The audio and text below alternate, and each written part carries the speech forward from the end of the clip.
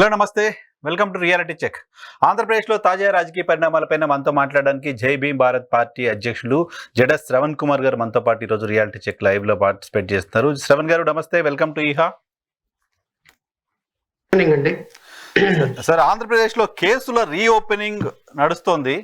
Kidnap కేసులో reopening, ఎంబీబీ Satyanarayana గారి family kidnap case ఒకటి రీఓపెన్ చేస్తున్నట్టున్నారు. అలాగే టీడీపీ ఆఫీస్ పైన దాడికి సంబంధించిన కేసు ఒకటి ఏదో రీఓపెన్ చేస్తున్నట్లుగా చూస్తున్న వార్తలు వస్తున్నాయి. సో చాలా కేసులు రీఓపెన్ చేసే ఆలోచనలో రాష్ట్ర ప్రభుత్వం ఉన్నట్లు కనపడుతోంది. సో దీనిపైన మీ కామెంట్ ఏంటి? నరసింహరావు గారు, ఇక్కడ కేసెస్ రీఓపెన్ చేయడానికో లేకపోతే ఎవరో ప్రజాప్రతినిధులను అరెస్ట్ చేయడానికో మనకి పెద్ద అబ్జెక్షన్ ఉంటుందని, అబ్జెక్షన్ చెప్పాల్సిన అవసరం ఉంటుందని కూడా నేను అనుకోను. కానీ ఇక్కడ జరిగినటువంటి కేసుని, జరిగిన సమయాన్ని, జరిగిన సంవత్సరాన్ని, ఈ మూడింటిని కూడా మనం కన్సిడరేషన్ లోకి తీసుకొని ఒక వ్యవస్థని అనలైజ్ చేయాల్సినటువంటి పరిస్థితి రావటం అనేది దురదృష్టకరం. ఇప్పుడు తెలుగుదేశం పార్టీ మీద దాడి, కార్యాలయం మీద దాడి జరిగిన సంవత్సరాలు నాకు తెలిసి 1.5 సంవత్సరం 2 సంవత్సరాలు రమారమి కావస్తుంది. లేకపోతే గన్నవరంలో తెలుగుదేశం పార్టీ మీద కార్యాలయం మీద దాడి జరిగినప్పుడు కూడా రమారమి 1.5 సంవత్సరం అట్లా అవుతుంది. ఆ సంవత్సరంలో కట్టినటువంటి చట్ట ప్రకారం మనం మాట్లాడదు. ఇప్పుడు ఈ రోజు తెలుగుదేశం పార్టీ ఉండొచ్చు, మన వైఎస్ఆర్ కాంగ్రెస్ పార్టీ ఉండొచ్చు, రేపొద్దున భారతీయ జనతా పార్టీ రావచ్చు, ఆ తర్వాత జై భీమ్ భారత్ పార్టీ రావచ్చు. ఇక్కడ పొలిటికల్ పార్టీస్, పరిపాలించే పొలిటికల్ పార్టీస్ 5 సంవత్సరాలకు ఒకసారి మారుతా ఉంటాయి. ఎవరు మారుతారు, ఎలా మారుతారు అనేది చరిత్ర, ప్రజలు చూసుకుంటారు.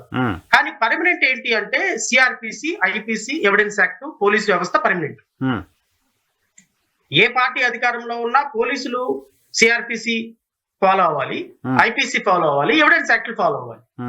ఏ పార్టీ అధికారంలో ఉన్నా కాన్స్టిట్యూషన్ అయితే ఫాలో అవ్వాలి.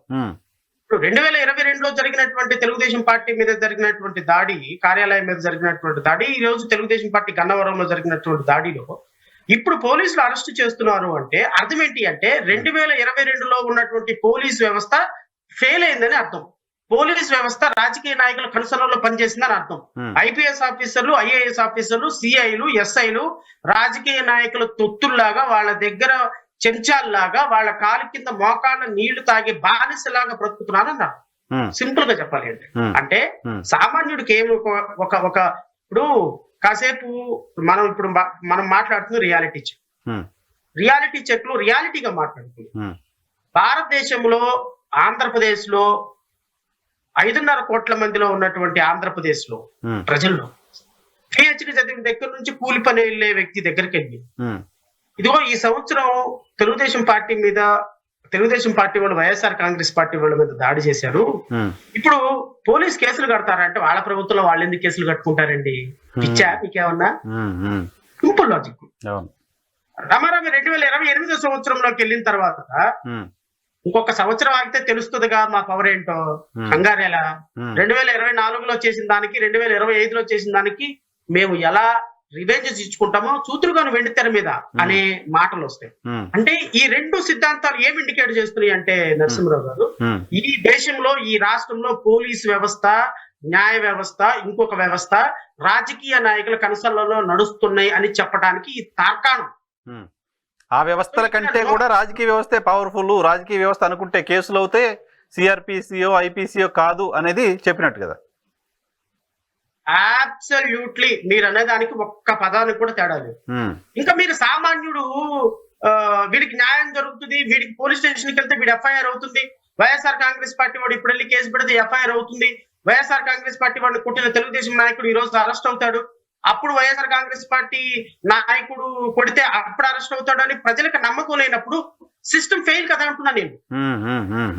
ఈ సిస్టమ్ ఫెయిల్ అయినటువంటి ఇంత upper and down face of the situation మనం ఈ సిస్టమ్ ఫెయిల్ అవుతుంది అని చూడగలుగుతుంటే, ఇప్పుడు జడా శ్రావణ్ కుమార్ ఒక న్యాయవాది, నరసింహరావు ఒక జర్నలిస్ట్ కాబట్టి మనకి కోర్టుకు వెళ్తేనో పోలీస్ స్టేషన్కి వెళ్తేనో న్యాయం జరగదు. మన ఇద్దరు ఏదో రాజకీయ పార్టీకి, అధికారంలో ఉన్న రాజకీయ పార్టీకి మన సలహా వత్తాల్సిందే, కాళ్ళు నొక్కాల్సిందే. సో ఇప్పుడు ఈ జరుగుతున్న అరెస్టుల్ని మీరు ఏ విధంగా చూడమంటారు అని మీరు నన్ను అనలైజ్ చేయమంటే నేను ఇంతకు మించి ఇంకేం అనలైజ్ చేయలేను. ఇప్పుడు వాళ్ళని అరెస్ట్ చేయడం తప్పని నేను అనలేను. ప్రాబబ్లీ 2022లో వాళ్ళు దాడిలో పాల్గొని ఉండొచ్చు. మరి అప్పుడు సిఐ ఎందుకు అరెస్ట్ చేయలేదు? అప్పుడు సిఐ అప్పుడు డిఎస్పీ ఎందుకు మానిటర్ చేయలేదు? అప్పుడు ఎందుకు ఎస్పీ అరెస్ట్ చేయమని చెప్పలేదు? అంటే system on apparent of the face కనపడుతుంది. ఏంటంటే రాజకీయ నాయకుల కనుసన్నల్లో పోలీస్ వ్యవస్థ పనిచేస్తుంది. సో నా తెలిసి జడ్జిలైనా, లాయర్లైనా, టీచర్లైనా, జర్నలిస్టులైనా నాకు తెలిసి ఏ పార్టీ అధికారంలో ఉంటే ఆ పార్టీకి గులాంగిరి చేయటానికి మనం చక్కగా డోర్స్ ఓపెన్ చేసుకుని సిస్టమ్ ను వాడుతున్నాం. కాబట్టి మనం అనవసరమైనటువంటి పెద్ద పెద్ద పదాలు, ప్రజాస్వామ్యాలు, సిఆర్పిసిలు, ఐపీసీలు వాడొద్దు. ఏ ప్రభుత్వం అధికారంలో ఉంటే ఆ ప్రభుత్వం ఒక పీనల్ కోడ్ రాసుకుంటుంది, ఒక ప్రొసీజర్ కోడ్ రాసుకుంటుంది. ఆ ప్రొసీజర్ కోడ్ ప్రకారం పోలీస్ వ్యవస్థ వెళ్ళిపోతూ ఉంటుంది. సో అంటే పోలీస్ వ్యవస్థ సిస్టము ఇప్పుడు పార్టీలు చేసే తప్పు అనేది ఒక పార్ట్ అయితే, లేకపోతే పార్టీలు తమ రాజ్యాంగాన్ని ఇంప్లిమెంట్ చేసే ప్రయత్నం చేస్తున్నాయి. ఆంధ్రప్రదేశ్లో ఎవరు అధికారంలో ఉంటే వాళ్ళ రాజ్యాంగాన్ని అనుకునేది ఒక పాయింట్ అయితే, పోలీస్ అధికారులు అయితే అప్పుడో లేకపోతే ఇప్పుడు ఏదో ఒక సందర్భంలో అయితే పోలీస్ అధికారులు తప్పు చేసినట్టేగా. పోలీస్ అధికారులు తప్పు చేసినట్లే కదా. అయితే అప్పుడు తప్పు చేసి ఉండాలి, లేకపోతే ఇప్పుడు తప్పు చేసి ఉండాలి. లాస్ట్ వర్డ్ నాకు అర్థం కాదు. పోలీస్ అధికారులు ఆ పర్టికులర్ కేసులో అప్పుడు అరెస్టులు చేయకుండా ఇప్పుడు అరెస్టులు చేస్తున్నారు అంటే అయితే అప్పుడు తప్పు చేసి ఉండాలి పోలీస్ అధికారులు, లేకపోతే ఇప్పుడు తప్పు చేస్తున్నట్లనే అయి ఉండాలి. ఇప్పుడు ఇందులో డౌట్ ఏం లేదు. అప్పుడు అరెస్ట్ చేయకపోవటం తప్పే, ఇప్పుడు అరెస్ట్ చేయటం తప్పే, రెండు తప్పే. 2019 వరకు ప్రజావేదిక సక్రమ కట్టడం అయినప్పుడు 2019లో దాన్ని కోల్చడం, ఆల్ ఆఫ్ సడన్ మీద అక్రమ కట్టడం అవటం తప్పు కదా. 2023 వరకు చంద్రబాబు నాయుడు గారు ఉన్న ఇల్లు సక్రమం అయినప్పుడు 2023లో దాన్ని కోర్టుకి అటాచ్మెంట్ పెట్టి దాన్ని కొట్టేయాలని ప్రయత్నం చేసిన వైఎస్ఆర్ కాంగ్రెస్ పార్టీ ప్రభుత్వం ఆచరణ కరెక్ట్ అందామా? 2024 నుంచి 2029 వరకు అదే అనధికారిక భవనంలో ఐపీఎస్ ఆఫీసర్లు, ఐఏఎస్ ఆఫీసర్లు లైన్ లో నుంచి చంద్రబాబు నాయుడు గారికి సలాం కొడుతూ అది కరెక్ట్ అందామా? ఏది కరెక్ట్ అందాము? పోలీస్ ఆఫీసర్లు మనం పెద్ద అనాలిసిస్ అవసరం లేదు నరసింహరావు. పోలీస్ ఆఫీసర్లు, ఐఏఎస్ ఆఫీసర్లు, ఐపీఎస్ ఆఫీసర్లు, బంట్రౌత్ దగ్గర నుంచి ప్రిన్సిపల్ సెక్రటరీ వరకు ఈ వ్యవస్థలో రాజకీయ నాయకులకి బానిసలు. రాజకీయ నాయకులకి బానిసలు అయిపోయి రాజకీయ నాయకులు ఏది చెబితే అది చేసేటువంటి వ్యవస్థలో మనం బ్రతుకుతున్నప్పుడు ఈ వ్యవస్థలో రాజకీయ ప్రక్షాళన జరగందే, రాజకీయంగా వ్యవస్థలో ప్రక్షాళన జరగందే, మనలాంటి వాళ్ళం ఎన్ని డిబేట్లు పెట్టుకున్నా, ఎంత ప్రొసీజర్ ప్రజలను అనలైజ్ చేసినా ప్రజలకు అవసరం లేదు. మీకు ఏదైనా సమస్య వచ్చిందనుకో, మీరు పోలీస్ స్టేషన్కి వెళ్తారు. పోలీస్ స్టేషన్కి వెళ్ళినప్పుడు తెలుగుదేశం పార్టీ అధికారి, తెలుగుదేశం పార్టీ నాయకుడు అవతల పక్క ఆపోజిట్ లో ఉండి మీకు జరగాల్సిన న్యాయం చేయడు. అప్పుడు మీరు లబోదిబో కొట్టుకుంటారు, చూసారా ఈ ప్రభుత్వం నాకు అన్యాయం చేసిందని మీరే ఓటేస్తారు. మళ్ళీ 2029లో ఇదే నాయకుడు మళ్ళీ వెళితే మళ్ళీ అక్కడ ఉన్నటువంటి తెలుగుదేశం నాయకుడు జరిగిపోయిందరా ఇదిగో 10,000 రూపాయలు తీసుకుంటే ఓటేసే పరిస్థితికి ఓటర్ వచ్చేసిన తర్వాత ప్రభుత్వం, వ్యవస్థ, రాజకీయ నాయకుల కనుసన్నల్లో మనుగుతున్నది తప్ప తప్పు ఒప్పులేం లేవు దీంట్లో. ప్రజల్లో చైతన్యం రావాల్సిన అవసరం ఉంటుంది దీంట్లో. పర్టికులర్ ఆఫీసర్లు పార్టీల కంటే ప్రజలకి మేము రెస్పాన్సిబుల్ అనే పరిస్థితి వచ్చినప్పుడు మాత్రమే సిస్టమ్ ప్రకారం వెళ్ళడం అనేది ఉంటుంది. Right sir. ఇంకొకటి ప్రధానమైన అలిగేషన్, గడిచిన ఎన్నికల కంటే ముందు పవన్ కళ్యాణ్ గారు, జనసేన పార్టీ అధినేత, ఆంధ్రప్రదేశ్ ఉప ముఖ్యమంత్రి ప్రస్తుతం 30,000 మందికి పైగా ఆంధ్రప్రదేశ్లో మహిళలు మిస్ అయ్యారు అంటూ మాట్లాడారు. ఆ సందర్భంలో కూడా మీరు అది సరైనది కాదు, ఏ బేసిస్ పైన మాట్లాడతారు అంటే మీరు మాట్లాడారు. సో తాజాగా కేంద్ర ప్రభుత్వం పార్లమెంట్ వేదికగా ఆంధ్రప్రదేశ్లో మిస్ అయిన మహిళల సంఖ్య 600 ఎంతో ఉంది అని చెప్పింది. మిగతా వాళ్ళందరూ ట్రేస్ అయ్యారని చెప్తోంది. సో దీనిపైన జనసేన వైపు నుంచి కానీ లేకపోతే పవన్ కళ్యాణ్ గారి వైపు నుంచి ఇప్పటివరకు అయితే రెస్పాన్స్ రాలేదు. సో కేంద్రం ఇచ్చిన ఈ ప్రకటన పట్ల, గతంలో పవన్ కళ్యాణ్ గారు చేసిన ఆరోపణల పట్ల మీ రియాక్షన్ ఏంటి? అంటే ఇక్కడ ఇంకో ప్రాబ్లం ఏంటంటే, ఇప్పుడు దీని మీద రియాక్ట్ అయితే మీ మీద, నా మీద ఎక్కడ దాడి చేస్తారన్న అదొక అప్రహెన్షన్ పడుతుంది. అడగాల్సిన అప్రహెన్షన్ ఏంటి అంటే, ఇప్పుడు వీర మహిళలు, జన సైనికులని చాలా అద్భుతమైన పేర్లు ఉన్నాయి. ఉప ముఖ్యమంత్రి గారు ఒక రాజకీయ పార్టీ నాయకుడు హోదాలో, అధ్యక్షుడి హోదాలో కేంద్ర ప్రభుత్వానికి చాలా దగ్గరగా ఉన్నటువంటి అత్యంత ఇష్టమైనటువంటి ఆంధ్రప్రదేశ్ నాయకుల్లో అత్యంత ఇష్టమైనటువంటి నాయకుడు అమిత్ షా కని, ప్రధానమంత్రి మోడీ కని పవన్ కళ్యాణ్ గారు. పవన్ కళ్యాణ్ గారు ఒక అధ్యక్షుడిగా బాధ్యతాయుతమైనటువంటి మాటలు మాట్లాడాల్సిన సందర్భం. ఎందుకంటే ఇప్పుడు రాజకీయ నాయకులుగా బాన్ పొలిటీషియన్ అయితే వాళ్ళు ఏదో కొంచెం అటు ఇటు అబద్ధాలు చెప్తారు. ఒక వ్యవస్థని దగ్గరగా చూసి ఒక సినిమా జీవితాన్ని వదిలేసి, లేకపోతే నాలాగా ఒక ఉద్యోగం వదిలేసి బయటకు వచ్చిన వాళ్ళు కొంత ప్రజలు ఒక విభిన్న కోణాల్లో చూస్తారు. ఎందుకంటే రాజకీయాల్లో పుట్టి పెరగలేదు కాబట్టి. సో మేము మాట్లాడేటువంటి మాటలకి కొద్దిగా క్రెడిబిలిటీ ఉండాలి. పవన్ కళ్యాణ్ గారు మాట్లాడేటువంటి మాటలకి క్రెడిబిలిటీ ఉంది అని భావించిన వాళ్ళలో నేను కూడా ఒకటి. ఎందుకంటే ఆయన అనవసరంగా ఒక మాట మాట్లాడేటప్పుడు ఒకటికి 10 సార్లు ఆలోచించుకొని మాట్లాడతారని అనుకున్న వాళ్ళలో నేను కూడా ఒకటి. పవన్ కళ్యాణ్ గారు చేసినటువంటి స్టేట్మెంట్ 30,000 మంది అమ్మాయిలు మిస్ అయ్యారు అనేది ఒక స్టేట్మెంట్ అయితే, ఈ 30,000 మంది అమ్మాయిలు మిస్ అయ్యారు అని ఆయనకి చెప్పింది అమిత్ షా గారు, కేంద్ర నిఘా వర్గాలు అనేది రెండో పాయింట్. రెండో పాయింట్ ఇది సెకండ్ స్టేట్మెంట్. సో దీని మీద ఆంధ్రప్రదేశ్ ప్రభుత్వం ఏం చర్యలు తీసుకోవటం లేదు. నువ్వైనా కనీసం వెళ్ళి డీజీపీకో ఇంకొకరికో కంప్లైంట్ ఇచ్చి మీరు కూడా తీసుకోవచ్చు కదా అని చెప్పింది మూడో స్టేట్మెంట్. సో ఈ 3 స్టేట్మెంట్ని కంబైన్ చేసి చూస్తే ఇప్పుడు కేంద్ర ప్రభుత్వం అధికారికంగా పార్లమెంట్ లో చేసినటువంటి ప్రకటన అయినా తప్పై ఉండాలి, లేదా అంతకుముందు పవన్ కళ్యాణ్ గారికి చెప్పినటువంటి స్టేట్మెంట్ అమిత్ షా గారు వాళ్ళు చెప్పినటువంటి స్టేట్మెంట్ అయినా తప్పై ఉండాలి, లేదా వాళ్ళు చెప్పకపోయినా పవన్ కళ్యాణ్ గారు నేనే కల్పించుకొని ఆయన చెప్పడం అయినా అబద్ధమై ఉండాలి. సో నాకు తెలిసి పవన్ కళ్యాణ్ గారు నాకు అమిత్ షా చెప్పాడు, కేంద్ర ప్రభుత్వం చెప్పింది అన్న తర్వాత కేంద్ర ప్రభుత్వం ఏం ఖండించినట్టు నాకైతే ఏం కనిపించలా. అవును. సో అంటే వీళ్ళందరూ కూడా ఏమనుకున్నారు అంటే, నాకు తెలిసి ఆంధ్రప్రదేశ్ ఇప్పటికీ నేను అది తప్పని భావించటంలా. కేంద్ర ప్రభుత్వం తప్పు చెప్పి ఉంటుంది, పార్లమెంట్ లో తప్పుడు ప్రకటన చేసి ఉంటుంది అని అనుకుంటున్నాను నేను. ఎందుకంటే ప్రాణం పోయినా అబద్ధం ఆడని వ్యక్తుల్లో భారతదేశం మొత్తంలో టాప్ 1, 2, 3 తీసుకుంటే అందులో పవన్ కళ్యాణ్ గారు ఉంటారు. ఎందుకంటే ఆయన మాట, ఆయన ప్రవర్తన, ఆయన ఆలోచన అంత పక్కాగా ప్రజల పట్ల ఉంటుంది. నేను బిలీవ్ చేస్తున్నా, మీరు బిలీవ్ చేయకపోవచ్చు, లేకపోతే ఇంకొకరు బిలీవ్ చేయకపోవచ్చు, ఈవెన్ జన సైకిల్ కూడా బిలీవ్ చేయకపోవచ్చు, కానీ I strongly believe Pawan Kalyan garu అబద్ధం చెప్పి ఉండరు.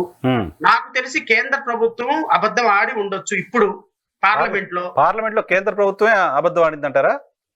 అయి ఉండొచ్చు కదా.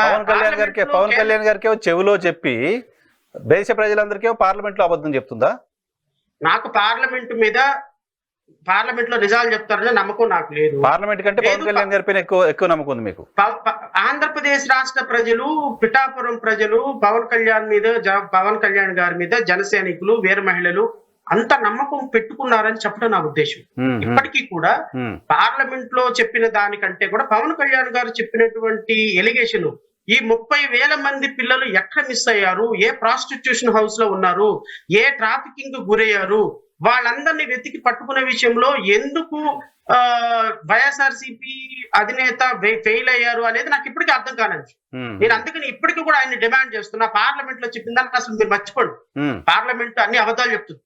సో పవన్ కళ్యాణ్ గారు ఏదైతే చెప్పారో 30,000 మంది పిల్లల్ని పట్టుకునే విషయంలో ఆయన కార్యాచరణ ప్రణాళిక ప్రకటించకపోతే నాకు తెలిసి అతి త్వరలో, అంటే బహుశా మేము ఇంకొక 4-5 నెలలు కావచ్చేమో, ఈ మిస్ అయిపోయినటువంటి బాధిత తల్లిదండ్రులతోటి ఒక సమావేశం ఏర్పాటు చేసి పవన్ కళ్యాణ్ గారికి సామూహికంగా ఒక రిప్లై ఇచ్చే అవకాశం ఉంటుంది. అది కూడా నేను మా పార్టీ ఆలోచన చేస్తుంది. ఖచ్చితంగా ఒక మిస్ అయిపోయిన 30,000 మందిని నేను తీసుకురాలేను. నాకు తెలిసి 30,000 మందిలో మొన్న ఎవరినో పట్టుకున్నట్టున్నారు. ఇంకా 29,900 మంది పిల్లలు ఎవరో ఉన్నారు, 999 మంది ఉన్నారు. వాళ్ళందరినీ కూడా పవన్ కళ్యాణ్ గారు త్వరగా పట్టుకొని వాళ్ళకి హౌసులకు అప్పజెప్పేంత వరకు ఖచ్చితంగా పవన్ కళ్యాణ్ గారి మీద మా డిమాండ్ నెరవేరుతూనే ఉంటుంది. 1. 2, పవన్ కళ్యాణ్ గారే నేను అబద్ధం చెప్పాను, మిస్ అయిపోయిన పిల్లలందరూ తర్వాత దొరికారు, ఆ విషయం నాకు తెలియక నేను ప్రజల దగ్గర ఇట్లా చెప్పాను అని ఆయన దగ్గర నుంచి అధికారికంగా ఏమైనా స్టేట్మెంట్ వస్తే ఇంకా దాని మీద మనం చేయాలా వద్ద అనేది ఆలోచన చేస్తాం. కానీ ఖచ్చితంగా పవన్ కళ్యాణ్ గారు అలాంటి స్టేట్మెంట్ ఇస్తారని నేను అనుకోవటంలా, ఎందుకంటే ఆయన మాట్లాడింది వాస్తవం కాబట్టి. What will happen sir, Pawan Kalyan honourable deputy chief minister garu ఏ విధంగా దాన్ని ఈ సమస్యను పరిష్కరిస్తాననుకో నేను కూడా. కాకపోతే ఆలస్యమైన కొద్దీ ఆ పిల్లల్ని ఇంకెక్కడికో పంపించేస్తా ఉంటారు కదా, దాని మీద ఆలస్యం చేయకూడదు. చేయకూడదని సారే అన్నారు. ఆనరబుల్ డిప్యూటీ చీఫ్ మినిస్టర్ గారు అప్పుడు ఇది రోజు గడిచేకుంది పిల్లలు ఇంకా ఎక్కడికక్కడికి ట్రాఫికింగ్ గురైతా ఉంటారు, వీళ్ళని తొందరగా వెతికి పట్టుకోవాల్సిన బాధ్యత మన మీద ఉన్నది అని ఆయన కొన్ని లక్షల మంది సభలో చెప్పిన తర్వాత దీన్ని ఎందుకు ఇంత సీరియస్ గా 60 రోజులు అవుతుంది ఇంచుమించుగా రమారమి. రేపు 4వ తారీఖుకి వాళ్ళు ప్రభుత్వం అధికారంలోకి వచ్చి 11వ తారీఖుకి 60 రోజులు అవబోతుంది. ఎందుకు ఇంత కామ్ గా ఉన్నారు, ఆడపిల్లల ప్రాణాల పట్ల ఎందుకు ఇంత నిర్లక్ష్యంగా ఉన్నారు అనేది నాకు కూడా అంతుపట్టని విషయం. సరే చూద్దాం, ఇప్పుడు 1000 మందిలో ఒక 300 మంది 400 మంది డిలే అవటం వల్ల అన్యాయం అయిపోయినా కనీసం మిగతా 27,000 మందో 28,000 మందో బతుకున్న ప్రజలన్నా బ్రతుకున్న ఆడపిల్లలన్నా రికవరీ చేస్తారు కదా, వాళ్ళని రెస్క్యూ చేస్తారు కదా. నేను ఆ హోప్ తోనే ఉన్నాను. చూడాలి ఇంకా పవన్ కళ్యాణ్ గారు మరి honourable deputy chief minister garu ఏం చేస్తారనేది we have to wait and see. ఇంకోటి సార్, మనం ఎలక్షన్ ముందు చాలా సందర్భాల్లో మాట్లాడుకున్నాం, చర్చించుకున్నాం. రాష్ట్రంలో రాజకీయాలన్నీ ఆ అంశం చుట్టూ తిరిగాయి. వాలంటీర్ల వ్యవస్థకు సంబంధించిన అంశం. అసలు ఇప్పుడు ఆంధ్రప్రదేశ్ లో వాలంటీర్ల వ్యవస్థ ఉందా? వాళ్ళకి జీతాలు ఇస్తున్నారా? ఇస్తే వాళ్ళు ఏం పని చేస్తున్నారు? వాళ్ళకి నాయకుడు ఎవరు? వాళ్ళు ఉన్నారా? తీసేస్తున్నారా? జీతాలు పెంచారా లేదా? అసలు ఏం జరుగుతోంది? వాలంటీర్ సిస్టమ్ మీద వాళ్ళని కొనసాగిస్తారు అని నేనైతే పర్సనల్ గా అనుకోలేదు సార్. ఎందుకంటే వాలంటీర్ సిస్టమ్ అనేది జగన్మోహన్ రెడ్డి యొక్క ఒక personal agenda, personal project volunteers. ఆ పర్సనల్ ప్రాజెక్ట్ లో వాళ్ళు గవర్నమెంట్ మారిన తర్వాత వాళ్ళని కంటిన్యూ చేసే అవకాశం ఉంటుందని నేను అనుకోవాలా. కానీ సర్ప్రైజింగ్లీ ఇప్పుడున్నటువంటి చీఫ్ మినిస్టర్ గారు he made a promise to the nation. ఏమని 10,000 రూపాయలు వాలంటీర్ కి ఇచ్చి వీళ్ళని కంటిన్యూ చేస్తామని చీఫ్ మినిస్టర్ గారు సభలో ఆయన బహిరంగమైనటువంటి ప్రకటన చేసి దానికి పక్కనే ఉన్నటువంటి పవన్ కళ్యాణ్ గారు వీళ్ళు కూడా మద్దతు తెలిపారు. సో వాళ్ళు ఎలక్షన్ క్యాంపెయిన్ లో చేసినటువంటి ప్రామిస్ నిలబెట్టుకోవాల్సినటువంటి బాధ్యత వాళ్ళ మీద ఉందని మాత్రం నేను కోరుకుంటున్నాను. వాళ్ళని కంటిన్యూ చేస్తారా, కంటిన్యూ చేయరా, నేనైతే who am I to ask? But ఒక రాజకీయ పార్టీ అధ్యక్షుడిగా మేము కూడా కొద్దిగా ప్రజల పట్ల కన్సర్న్ ఉన్నటువంటి వ్యక్తులుగా ఒక 2,30,000 మంది ఒక ప్రభుత్వాన్ని నమ్ముకొని, లేకపోతే ఒక జగన్మోహన్ రెడ్డిని నమ్ముకొని, సింప్లీసే వాళ్ళు ఒక ప్రభుత్వంలో 5,000 రూపాయలకో 10,000 రూపాయలకో ఒక ప్రభుత్వాన్ని నమ్ముకొని వాళ్ళు వచ్చిన తర్వాత వాళ్ళు 5 సంవత్సరాలు సర్వీస్ చేసిన తర్వాత వాళ్ళు మీరు మళ్ళీ ఎలక్షన్ ప్రామిస్ లో మళ్ళీ మీరు వాళ్ళని కంటిన్యూ చేస్తామని వాళ్ళకి అష్యూరెన్స్ ఇచ్చి 10,000 రూపాయలు చేస్తామని వాళ్ళకి అష్యూరెన్స్ ఇచ్చిన తర్వాత ఇప్పుడు వాళ్ళని ఆగమక వచ్చడంలో వాళ్ళని డైలమాలో పెట్టడం అనేది మంచి పద్ధతి కాదు. సో మీ ఎలక్షన్ ప్రామిస్ కి ఇచ్చినట్టుగా 2,30,000 కుటుంబాలని రోడ్డును పడేయకుండా వాళ్ళని ఆదుకోమని మా పార్టీ నుంచి అయితే నేను వాళ్ళని డిమాండ్ చేస్తున్నాను. ప్రభుత్వం కూడా ఇక దానిపై క్లారిటీ ఇవ్వట్లేదు, మరి ఏం చేస్తారు ఏంటనేది చూడాలి. మరొక ప్రధానమైన హామీ సార్, అమరావతికి సంబంధించిన అంశం. నిన్న మొన్న ఐఐటి ప్రొఫెసర్స్ వస్తున్నారు, అమరావతిలో కట్టడాలు ఎలా ఉన్నాయి ఏంటి అనేది బోట్లో వెళ్ళి చూస్తున్నారు. అవన్నీ బాగానే ఉన్నాయని చెప్తున్నారు. 15,000 కోట్లు కేంద్ర ప్రభుత్వం రుణం ఇప్పిస్తానని చెప్పింది అంటున్నారు. సో అమరావతి పట్టాలు ఎక్కుతుందా? అమరావతి నిజమవుతుందా ఈ 5 ఏళ్లలో? ఏమనిపిస్తుంది మొదటి 50 రోజుల పరిపాలన చూసిన తర్వాత? ఇప్పుడు నరసింహారావు గారు సింపుల్ గా ఒక ప్రశ్న అడుగుతాను నేను. నరసింహారావు గారు చాలా అందంగా ఉంటారు. అందానికి డెఫినేషన్ ఎక్కడుంది? దానికి పారామీటర్స్ ఏమున్నాయి? In my perception you look so handsome. In your perception Shravan looks little handsome. So ఒక అమరావతి నగరం బిల్డ్ అవుతుందా లేదా, అది డెవలప్ అవుతుందా లేదా అని చూసే కళ్ళను బట్టి ఉంటుంది. చీఫ్ మినిస్టర్ గారికి అమరావతి నగరం ఒక 4 కట్టడాలు కట్టేటప్పటికి అది అద్భుతమైనటువంటి నగరంగా కనపడవచ్చు. ఎంత అద్భుతంగా డెవలప్ చేసినా కూడా వైఎస్ జగన్మోహన్ రెడ్డి గారికి అసలు ఇక్కడ డెవలప్మెంటే లేకుండా కనపడవచ్చు. సో ఇక్కడ something is better than nothing is better than non sense principal apply చేయాల్సి వస్తుంది. అసలు ఏ కట్టడం లేని చోట ఎంతో కొంత కట్టడానికి ప్రయత్నం చేస్తున్న చంద్రబాబు నాయుడు దేవుళ్లాగా కనపడాలని పరిస్థితి వస్తుంది. ఇప్పుడు లాజికల్ గా మాట్లాడుకుంటే నరసింహారావు గారు ఇప్పుడున్నటువంటి అధునాతనమైన యుగంలో, అంటే sophisticated technology are transport facilities ఇవన్నీ వచ్చిన సందర్భంలో ఒక నగరానికి ఒక 10,000 కోట్లు 5,000 కోట్ల రూపాయల పెట్టుబడులు రావటం అంటే it is not easy task. Sir it is not easy task. ఒక వ్యక్తి ఒక 100 కోట్ల రూపాయలు ఒక పెట్టుబడి పెట్టాడు అంటే ఒక ప్రాజెక్ట్ లో నెక్స్ట్ మంత్ నుంచే 10 కోట్ల 20 కోట్ల 30 కోట్ల రిటర్న్స్ రావాలని చూసేటువంటి సమాజం ఈ సమాజం. కరెక్ట్.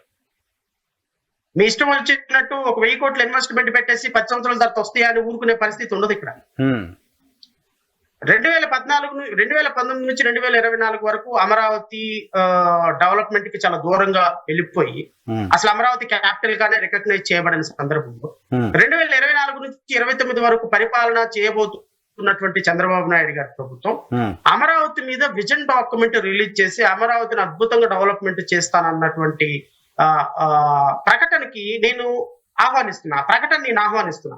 ఎందుకంటే ఈ ప్రాంత వాసిగా ఈ ప్రాంతం డెవలప్ అవ్వాలని ప్రాంతం డెవలప్ అవ్వాలని కోరుకుంటూ నాకున్నటువంటి కోరిక, ఖచ్చితంగా కోరిక. కానీ వేస్తున్న అడుగులు ఇచ్చిన ప్రకటనకి చేసిన ప్రామిస్ కి చాలా సుదూరంగా ఉండిపోయి. మీకు ఒక మాట చెప్తా,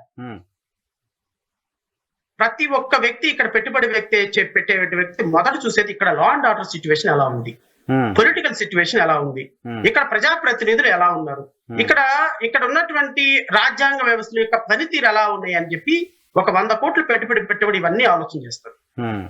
ఈ రోజు 100 కోట్ల పెట్టుబడి పెడతాను అని ఒక ఇన్వెస్టర్ ముందుకు వస్తే 100 కోట్ల పెట్టుబడికి 150 కోట్ల రూపాయల ఫెసిలిటీస్ ప్రొవైడ్ చేస్తామని తమిళనాడు, 100 కోట్ల పెట్టుబడికి 200 కోట్ల రూపాయల ఫెసిలిటీస్ ఇస్తామని గుజరాత్, 100 కోట్ల పెట్టుబడికి 120 కోట్ల రూపాయల ఫెసిలిటీస్ ఇస్తామని తెలంగాణ పోటీ పడుతున్న పరిస్థితుల్లో ఒక ఇన్వెస్టర్ ఇక్కడికి వచ్చి కంపెనీ పెట్టాలి అంటే మిగతా రాష్ట్రాల నుంచి హెవీ కాంపిటీషన్ ఎదుర్కొంటున్న సందర్భంలో ఆంధ్రప్రదేశ్ రాష్ట్రం రోజుకొకరిని అరెస్ట్ చేసి రోజుకొకరిని మర్డర్ చేసి నేను రెడ్ బుక్ ఓపెన్ చేస్తున్నానని రెడ్ బుక్ ఓపెన్ చేసి ఇక్కడ ఉన్నటువంటి వ్యవస్థల మొత్తాన్ని తమకు అనుగుణంగా మార్చుకొని ఏం జరిగింది నేను చూడలేదా?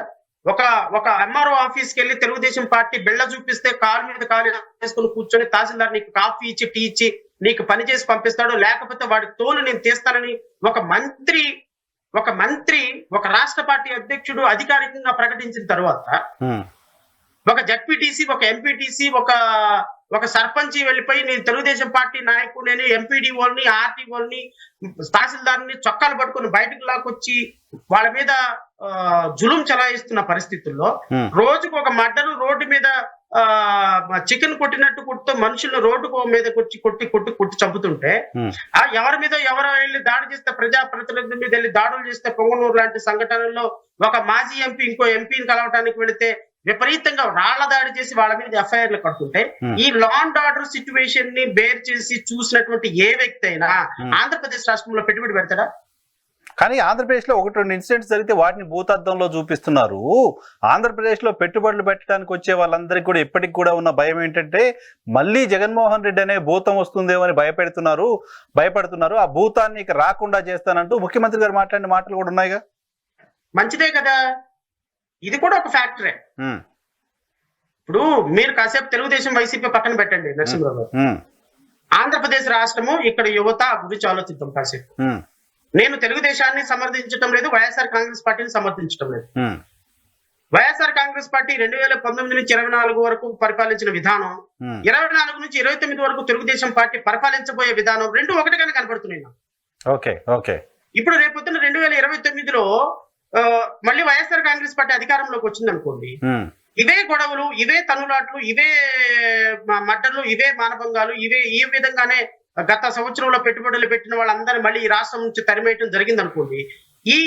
ఈ యొక్క స్టెబిలిటీ లేని పరిపాలనని ఒక ఇన్వెస్టర్ చూసి మనకెందుకు వచ్చిన తలకైన పని వెళ్ళిపోతే ఈ రాష్ట్రంలో ఉన్న 30 లక్షల మంది నిరుద్యోగులు పిల్లలు ఇప్పటికి ఇంజనీరింగ్ చదివి వీళ్ళు ఇతర దేశాల్లో ఇతర రాష్ట్రాల్లో 5,000కి 10,000కి DTP ఉద్యోగాలు చేస్తున్న వాళ్ళ పరిస్థితి ఏంటి అని ఆలోచించమని అంటున్నాను నేను. కరెక్ట్. సో తెలంగాణకున్న సిచ్యువేషన్, పక్కనే ఉన్న తమిళనాడుకున్న సిచ్యువేషన్, గుజరాత్ కున్న సిచ్యువేషన్, కర్ణాటకకున్న సిచ్యువేషన్ ఆంధ్రప్రదేశ్ కి ఎందుకు లేదు అంటున్నా. ఆంధ్రప్రదేశ్ 10 సంవత్సరాల నుంచి క్యాపిటల్ కోల్పోయిన ఈ రాష్ట్రం మళ్ళీ మీరు అదే వచ్చి రెడ్ బుక్ ఓపెన్ చేస్తాను అంటే ఇన్వెస్టర్లకి మీరు ఏ విధమైన కాన్ఫిడెన్స్ ఇస్తున్నారు? ఇప్పుడు వల్లభనేని వంశీని అరెస్ట్ చేయకపోతే దేశానికి నష్టం లేదు, లేకపోతే పెద్దిరెడ్డిని అరెస్ట్ చేయకపోతే దేశానికి నష్టం లేదు.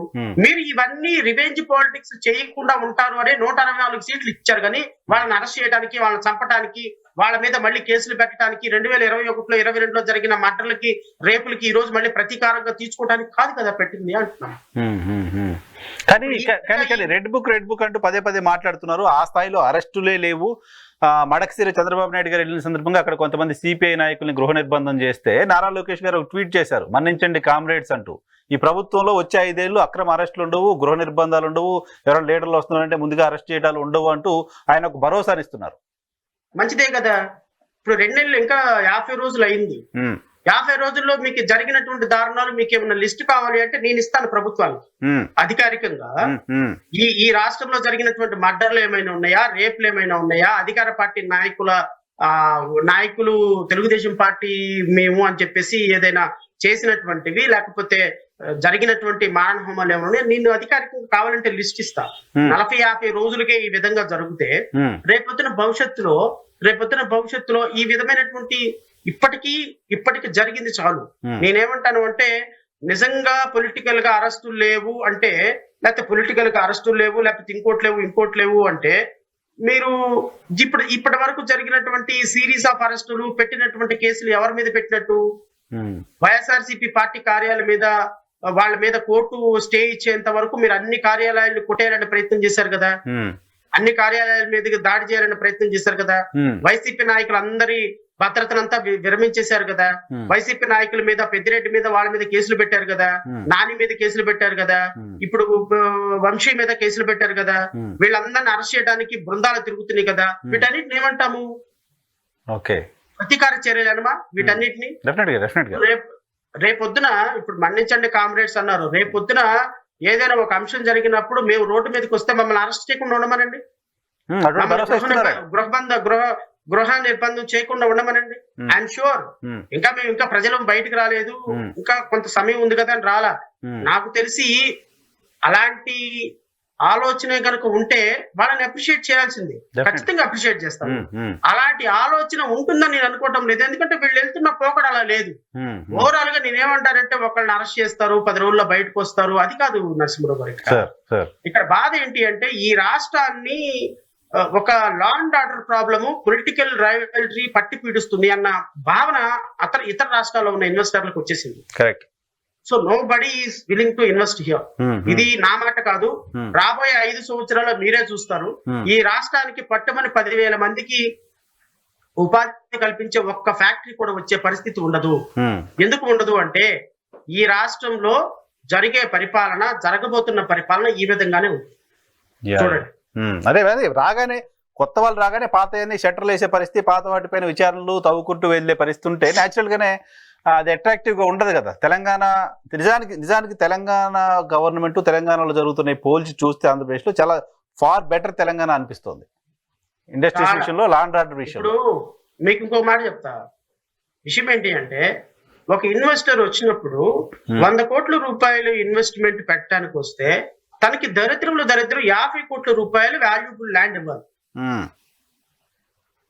ఇన్ఫ్రాస్ట్రక్చర్ ఫ్రీగా ప్రొవైడ్ చేయాలి, ఫ్రీ పవర్ ఇవ్వాలి, ఫ్రీ వాటర్ ఇవ్వాలి, ఫ్రీ ఎలక్ట్రిసిటీ ఇవ్వాలి, అతనికి ఫ్రీ ల్యాండ్ ఇవ్వాలి, అతను జనరేట్ చేయబోయే ఎంప్లాయ్మెంట్ కి సంబంధించిన infrastructure, skill development, skilled staff ని ప్రొవైడ్ చేయాలి. వీటన్నిటిని కూడా గవర్నమెంట్ బేర్ చేయాలి. గవర్నమెంట్ ఆ బేర్ చేసే పరిస్థితుల్లో లేదు. కరెక్ట్. నీకు పట్టుమని కేంద్ర ప్రభుత్వం దగ్గర నుంచి అధికారికంగా మనం 15,000 కోట్ల రూపాయలు రిజర్వ్ బ్యాంక్ నుంచి అప్పుగా తీసుకొచ్చుకున్నందుకు సంబరాలు చేసుకున్నాం మనం. 4 జిల్లాలకి 450 కోట్లు, 470 కోట్లు ఇచ్చినందుకు, 300 కోట్లు ఇచ్చినందుకు సంబరాలు చేసుకున్నాం మనం. కేంద్ర ప్రభుత్వం దగ్గర నుంచి 1 రూపాయి రాకపోతే మాట్లాడలేని మనం రేపొద్దున ఈ రాష్ట్రంలో జరిగే డెవలప్మెంట్ కోసం ఇతర కంపెనీల వాళ్ళు మన రాష్ట్రానికి వస్తే మన షేరుగా వాళ్ళకి ఇన్వెస్ట్మెంట్లకు ఇచ్చే ప్రోత్సాహకాల విషయంలో మన దగ్గర 1 రూపాయి లేకపోతే రేపొద్దున రాష్ట్రం అడ్మినిస్ట్రేషన్ ఎలా జరుగుతుంది? మీరేం చెప్పారు, ప్రామిస్ ఏం చేశారు నేషన్ కి? భారతీయ జనతా పార్టీతో పెట్టుకుంటే కేంద్ర ప్రభుత్వంలో అధికారంలో ఉండే పార్టీ మన రాష్ట్రానికి నిధుల వరదాయి పారుతుంది కాబట్టి మనం ఆ రాష్ట్రంతో పెట్టుకుందాం అన్నారు. 15,000 కోట్ల రూపాయలు అప్పిప్పించారు వాళ్ళు. దానికోసం పొత్తు పెట్టుకున్నారా? అప్పు బీహారు సంపద సృష్టి కాదు కదా. బీహారు 59,194 కోట్ల రూపాయలు వాళ్ళకి ఇస్తే బీహార్కి, ఆ బీహారు ముఖ్యమంత్రి నితీష్ కుమార్ ఈ ప్రభుత్వానికి మద్దతు ఇచ్చే విషయంలో ఉపసంహరించుకుంటాం, మాకు చాలా తక్కువ నిధులు ఇచ్చారని చెప్పి గొడవ చేశారు. అవును, ప్రత్యేక హోదా అడిగారు ఆయన. ఇప్పుడు ప్రత్యేక హోదా ఇవ్వలేదు మేము అడిగిందని. నేనేమంటానంటే 60,000 కోట్లు రమారామి, 100 కోట్లు తక్కువ 60,000 కోట్ల రూపాయలు కేంద్ర ప్రభుత్వం వాళ్ళకి అధికారికంగా, ఏది ప్రభుత్వ వాటా కాకుండా మళ్ళీ వాళ్ళ పన్నుల వాటా వాళ్ళకి వస్తుంది. నాకు తెలిసి రమారామి 40,000 కోట్ల రూపాయలు పన్నులకు సంబంధించినటువంటి వాళ్ళ షేర్ వాళ్ళకి వెళ్తుంది. ఆ 40,000 కోట్ల రూపాయలు కాక 59,000 కోట్లు 60,000 కోట్ల రూపాయలు కేటాయిస్తే అంత మాట మాట్లాడిన బీహార్, మన రాష్ట్రం 15,000 కోట్ల రూపాయలు అమరావతికి, అది కూడా అప్పుగా ఇప్పిస్తే వడ్డీ ఎవరు కట్టాలి? ఆ అప్పు ఎప్పుడు తీర్చాలి? అది 30 సంవత్సరాల తర్వాత తీస్తామా 15 సంవత్సరాల తర్వాత తీస్తామనే సమస్య కాదు. మనకి అప్పుగా తెచ్చుకోవాల్సిన పరిస్థితుల్లో అప్పుగా తెచ్చుకొని డప్పాలు కొట్టుకున్న ఈ రాష్ట్రం ఏ విధంగా రేపొద్దున డెవలప్ అవుతుంది? ఇవన్నీ కూడా రాష్ట్ర ప్రజలు ఆలోచించాలంటున్నాను నేను.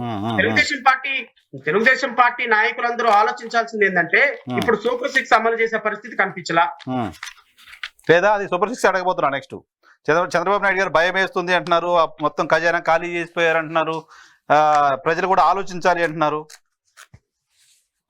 ఖజానా ఖాళీ చేయక 1,00,000 కోట్ల రూపాయలు ఖజానాలో పెట్టి వెళ్తారు. మీరంతా పెట్టెళ్ళారు 2019లో 100 కోట్లు 100 కోట్లు పెట్టెళ్ళారు. మీరు 100 కోట్లు పెట్టి వెళ్తే మరి జగన్మోహన్ రెడ్డి 2,80,000 కోట్ల రూపాయలు ఎలా పంచాడు ప్రజలకి? జగన్మోహన్ రెడ్డి ఎప్పుడు ఖజానా ఖాళీ ఉంది చేయాలా లేదా అనే మాట మాట్లాడలేదా? అదే అంటుంది జగన్మోహన్ రెడ్డి 2,80,000 కోట్ల రూపాయలు పంచి అప్పు తీసుకొచ్చి పంచాడు. మీరు కూడా అప్పు తీసుకొచ్చి పంచండి అంటున్నాను నేను. జగన్మోహన్ రెడ్డి చేసింది సంపద సృష్టించలా, మీరేం చెప్పారు? సంపద సృష్టిస్తానన్నారా? అసలు పవన్ కళ్యాణ్ గారు అనేటువంటి వ్యక్తి మీ పక్కన ఉండగా అసలు సంపద సృష్టించే పని ఏంటుందండి? ఆయన అడిగితే లక్షల కోట్ల రూపాయలు ఇన్వెస్ట్మెంట్లు పెట్టడానికి విదేశాల నుంచి కొన్ని వందల కంపెనీలు రెడీగా ఉన్నాయి. అది ఆ మాట ఆయన చెప్పాడు. నేను ఒక్కసారి నాకు అవకాశం ఇవ్వండి, ఎన్ని వేల కంపెనీలు ఆంధ్రప్రదేశ్ రాష్ట్రానికి తీసుకొస్తారో ఒక విజన్ లేదు ఈ ప్రభుత్వానికి అన్నారు. ఆయనకు ఒక అవకాశం ఇవ్వమంటున్నా నేను. ఆయనకు ఒక అవకాశం ఇస్తే నాకు తెలిసి ఒక 3-4 లక్షల కోట్ల రూపాయల ఇన్వెస్ట్మెంట్లు తేగల కెపాసిటీ ఆయనకు ఉంది. నాకు ఇంకా దురదృష్టకరమైన విషయం ఏంటంటే బ్లీచింగ్ పౌడర్లకు డబ్బులు లేవని పవన్ కళ్యాణ్ గారు మాట్లాడుతున్నారు. అది నాకు చాలా ఆశ్చర్యకరం. డబ్బులు లేవని జీతం కూడా తీసుకోవట్లేదు అన్నారు ఆయన. మంచిదేనండి, జగన్మోహన్ రెడ్డి గారు కూడా 1 రూపాయే కదా తీసుకుంది. జగన్మోహన్ రెడ్డి గారు కూడా 1 రూపాయి, ఇది ఒక ప్యాషన్ అయిపోయింది వీళ్ళందరికీ. వెనకాల నుంచేమో కోట్ల రూపాయలు అనుచరులందరికీ పంచుతారు. నేను మాత్రం 2,50,000 రూపాయలు జీతం ఎందుకు తీసుకోవట్లేదు? జీతం 2,50,000 రూపాయలు తీసుకో, ఎవరు వద్దన్నారు? 2,50,000 రూపాయలు జీతం తీసుకో, 2,00,000 కోట్ల రూపాయలు ప్రజలకు సేవ చేయి. అంతేగాని 2,00,000 కోట్ల రూపాయలు ఏమో వెనకేసేసుకొని అనుచరులకు పెట్టుకొని 2.5 లక్షల రూపాయల జీతం వదిలేసుకున్నారంటే ఎట్లా కుదురుతుంది? నిజంగానే ఇంతకుముందు మీరు మాట్లాడినట్టుగా కేంద్రంలో పలుకుబడి ఉన్న నాయకులు, కేంద్ర పెద్దలకు బాగా ఇష్టమైన నాయకుడు ఆంధ్రప్రదేశ్ పాయింట్ ఆఫ్ వ్యూలో, ఆంధ్రప్రదేశ్ రాజకీయాల్లో పవన్ కళ్యాణ్ గారు ఇప్పుడున్న పరిస్థితిలో. పవన్ కళ్యాణ్ గారు ఇప్పటి వరకు ప్రభుత్వం ఏర్పడిన తర్వాత ఈ పెట్టుబడులకు సంబంధించిన అంశమో లేకపోతే రాష్ట్ర అభివృద్ధికి సంబంధించిన అంశం పైన చంద్రబాబు నాయుడు గారు చాలా సార్లు వెళ్ళారు, మంత్రులు కలిశారు, ప్రధానమంత్రి గారిని కలిశారు, కానీ పవన్ కళ్యాణ్ గారు వెళ్ళట్లా. ఈవెన్ పవన్ కళ్యాణ్ గారు కూడా అక్కడికి వెళ్తే కేంద్రంతో మాట్లాడితే వాళ్ళు చూసే దృష్టికోణము అక్కడ నిధులు ఇచ్చే అంశానికి సంబంధించి ఇంకొంచెం లిబరల్ గా ఇంకొంచెం బాగా వస్తాయేమో కదా, ఆ ప్రయత్నం ఎందుకు జరగట్లేదని చెప్పని అనుకుంటున్నారు? నేను అనుకుంటూ ఖచ్చితంగా ఆయన చేస్తారని అనుకుంటున్నాను నరసింహరావు గారు. అంటే బహుశా ఆయనకి ఇప్పుడు ఉప ముఖ్యమంత్రి అయిన తర్వాత కొద్దిగా ఏదో మొక్కుబడులు ఉన్నట్టున్నాయి. రోజుకు ఒక స్వామీజీ ఏదో వ్రతం ఏదో చేసుకున్నట్టున్నారు. రోజు ఆయన వారం రోజులకి 10 రోజులకు ఒకసారి వ్రతాలు, ఆ వ్రతాలన్నీ కంప్లీట్ అయిన తర్వాత ఒకసారి కేంద్రం వెళదామని ఆలోచన చేస్తున్నారేమంటే. నాకు తెలిసి కేంద్రం దగ్గరికి కన్నా పవన్ కళ్యాణ్ గారు వెళ్ళి అడిగితే, ఎందుకంటే అమిత్ షా గారు అండ్ లేకపోతే నిర్మలా సీతారామన్ లేకపోతే ప్రధానమంత్రి మోడీ గారు పవన్ కళ్యాణ్ గారి మాటను కాదనే ప్రసక్తి ఉండదు. ఆయన అడిగితే ఖచ్చితంగా నాకు తెలిసి 1,00,000 కోట్ల రూపాయలు ఆంధ్రప్రదేశ్ రాష్ట్రానికి పలానా పంచాయతీరాజ్ నిధులు డెవలప్మెంట్ కో లేకపోతే గ్రామాభివృద్ధికో ఇంకోటో ఆయన తెచ్చుకోగలిగిన కెపాసిటీ ఉన్న వ్యక్తి అని నాకు తెలుసు, నేను అనుకుంటున్నా. రాష్ట్ర ప్రజలు కూడా నమ్ముతున్నారు ఆ విధంగా. ఎందుకంటే ఉప ముఖ్యమంత్రి హోదాలో ఆయన అడిగితే ఖచ్చితంగా ఆయనకి ఈ రాష్ట్రానికి నిధులు వస్తాయి. కానీ ఈయన ఎందుకు అడగటం లేదు? ఒక్కసారి ఆయన కేంద్ర ప్రభుత్వం దగ్గరికి వెళ్ళి అడగమని నేను డిమాండ్ చేస్తున్నా. మ్మ్. మీరు వెళ్ళి ఒక్కసారి అడిగితే రాష్ట్రం కోసం ఖచ్చితంగా 1,00,000 కోట్ల రూపాయల నిధులు తీసుకొచ్చుకోగలిగిన కెపాసిటీ మీకు ఉంది. గతంలో ఆయన ఒక అంటే ఎంపీని ఇంకోటి, ఒక ఎంపీని NRI దగ్గర నుంచి కూడా ఇంకో 1,00,000 కోట్ల రూపాయలు ఇన్వెస్ట్మెంట్ గ్యాదర్ చేయగల కెపాసిటీ కూడా పవన్ కళ్యాణ్ గారికి ఉంది. ఎందుకంటే ఆయన లండన్ ఏరియాలో ఇంతకు ముందు తిరిగి ఆయనకున్న నాలెడ్జ్ మొత్తాన్ని రంగరించి, ఆయన 2 లక్షల పుస్తకాలు ఏదో చదివినట్టున్నారు. అంత నాలెడ్జ్ అంతాన్ని రంగరించి దానంతటిని ఆంధ్రప్రదేశ్ రాష్ట్ర డెవలప్మెంట్ కి ఉపయోగించాలని అయితే నేను కోరుకుంటున్నాను. మీరు బాగా వెటకారంగా మాట్లాడుతున్నట్టున్నారు పవన్ కళ్యాణ్ గారి పైన. పవన్ కళ్యాణ్ గారు ఆయన ఎక్కడో కూర్చుంటుంటే లాక్కొచ్చి ఉప ముఖ్యమంత్రి చేసింది వైసీపీ. ఆంధీ హే అన్న, హిందీలో ఆంధీ అంటే ఏంటి? తుఫానా? ఏ పవన్ అయ్యే ఆంధీ హే అన్నారు ఎవరు? మోడీ గారు. అంటే అర్థం ఏంటి? పవన్ అనేటువంటి వ్యక్తి ఒక తుఫాను డిస్ట్రక్షన్ కి తుఫాను ఎలా ఉంటుందో తెలుసు మనకి. కానీ ఈ తుఫాను నేనేమంటే రాష్ట్రం డెవలప్మెంట్ కి వాడమంటుంది. ఓకే. పవన్ కళ్యాణ్ గారు వెళ్తుంటే లాక్కొచ్చి పక్కన కూర్చోబెట్టుకున్న ప్రధానమంత్రితో అంత సఖ్యత ఉన్నప్పుడు మీరు రాష్ట్రం డెవలప్మెంట్ కోసం మీకున్నటువంటి స్నేహాన్ని వాడమంటంలో తప్పులేదు. దీంట్లో వెటకారం ఏముంది? దీంట్లో తప్పలేదు. అంటే గతంలో కూడా ఆయన స్టీల్ ప్లాంట్ ఇష్యూ వచ్చినప్పుడు ఒక్క ఎంపీని గెలిపించుంటే ఈరోజు నేను స్టీల్ ప్లాంట్ ఆపమని అడగడానికి అవకాశం ఉండేది అన్నారు. సో ఇప్పుడు ఆల్రెడీ 2 ఎంపీలు గెలుచున్నారు, 21 మంది ఎమ్మెల్యేలు గెలుచున్నారు. ఆయన ఉప ముఖ్యమంత్రి అయ్యారు, కేంద్రంలో కూడా కీలకమైన పరిస్థితిలో ఉన్నారు వాళ్ళు. మరి ఇప్పుడు ఎంతవరకు తీసుకురాగలుగుతారో చూద్దాం. సరే, పవన్ కళ్యాణ్ గారు టూ ఎర్లీ అవుతుంది ఇంకా మాట్లాడడానికి. మీరు అన్నట్టు ఆయన వ్రతాలు మొక్కులు కాదు నరసింహరావు గారు, టూ ఎర్లీ కాదు, ఇక టూ ఎర్లీ అని అనొద్దు. ఎందుకు అంటే ప్రభుత్వం 10 సంవత్సరాల నుంచి రాష్ట్రం డెవలప్మెంట్ లేని ఇలాంటి పరిస్థితుల్లో ప్రతిరోజు కీలకమే. ఈ రాష్ట్రంలో ప్రతిరోజు కోల్పోతున్నాం. ఈ రాష్ట్ర ప్రజలకి మంచి చేయాల్సినటువంటి అవకాశం 5 సంవత్సరాలు వాళ్ళకు వచ్చింది కాబట్టి వాళ్ళని డిమాండ్ చేయక నేను ఇంకెవరిని డిమాండ్ చేయలేను. డిమాండ్ చేసే స్థాయిలో నేనున్నాను. ప్రజల డిమాండ్ ని యాక్సెప్ట్, నేను ఒక సామాన్యున్నే, నేను ఒక పార్టీ అధ్యక్షుడు, అది పక్కన పెట్టేసి ఈ రాష్ట్రానికి మీరు నిధులు తీసుకురండి, ఈ రాష్ట్రంలో పారిపోయిన పిల్లల్ని తీసుకురండి, ఈ రాష్ట్రానికి కేంద్ర ప్రభుత్వం నుంచి కొట్లాడి డబ్బులు తీసుకురండి. ఎందుకంటే స్టాలిన్ కి అంత అవకాశం లేదు, పక్కన ఉన్న కేసీఆర్ మన రేవంత్ రెడ్డి గారికి అంత అవకాశం లేదు, లేకపోతే ఇటు పక్కన ఉన్న కర్ణాటక వాళ్ళకి అవకాశం లేదు. ఈ 3 రాష్ట్రాల్లో మంత్రులు ఎవరు కూడా మోడీ గారి దగ్గరికి వెళ్ళి కనీసం కూర్చొని బాగున్నారా అని కూడా అడిగే అవకాశం ఉండదు. అసలు మాటకు వస్తే సౌత్ లో ఎవరు లేరు ఎక్సెప్ట్ పవన్ కళ్యాణ్. సౌత్ లో ఈవెన్ నారా చంద్రబాబు నాయుడు కూడా అంత యాక్సెస్ లేదు. పవన్ కళ్యాణ్ గారికి నేను ఎందుకు పవన్ కళ్యాణ్ గారిని అంతగా స్ట్రెస్ చేస్తున్నానంటే, చెట్టు కాయలు ఉన్న చెట్టుకే కదా రాళ్ళు వేసి కొట్టేది. ఆయన తాగలిగిన కెపాసిటీ ఉంది కాబట్టి మనందరం కూడా ఆయన్ని అడగాలి అంటున్నాను. నేను రాష్ట్రంలో 5.5 కోట్ల మంది ప్రజలు పవన్ కళ్యాణ్ గారిని అడగాలి. పవన్ కళ్యాణ్ గారు మాత్రమే తేగలరు. ఆయన తప్ప ఈ సౌత్ లో కేంద్ర ప్రభుత్వంతో యాక్సెస్ ఉన్న నాయకుడు ఇంకొకరు లేడు, ఇంకొక ముఖ్యమంత్రి లేడు. ఇంకొక ఇష్యూ ఏంటంటే ఆంధ్రప్రదేశ్ కి సంబంధించి తాజా ఇష్యూ, డిఎస్పీలు ఆర్డీఓల నియామకాల్లో ఓ సామాజిక వర్గాన్ని పూర్తిగా పక్కన పెట్టేశారు, ఓ సామాజిక వర్గానికి మాత్రమే పదవులు ఇచ్చారు అనే ఒక చర్చ జరుగుతోంది సోషల్ మీడియాలో విస్తృతంగా. సో ఆ లిస్టు మీరు కూడా చూసుంటారు. ఏంటి ఈ పదవులు, అధికారంలోకి ఎవరుంటే వాళ్ళు వాళ్ళకి సంబంధించిన సామాజిక వర్గాలను మాత్రమే ప్రమోట్ చేసుకోవటమే, వాళ్ళకి మాత్రమే కీలకమైన పదవులు ఇవ్వడం చేస్తున్నారు అంటూ చర్చ గతంలో వైసీపీ హయాంలో జరిగింది. మొత్తం రెడ్డిలకే పదవులు కట్టబెట్టారు అని. ఇప్పుడు రెడ్డిలందరినీ తీసుకెళ్లి మొత్తం పక్కన పెట్టేశారని ఒక చర్చ ఇప్పుడు జరుగుతోంది. నేను ఖచ్చితంగా ఏకీభవించాల్సిందే కదా నరసింహరావు గారు ఈ విషయంలో.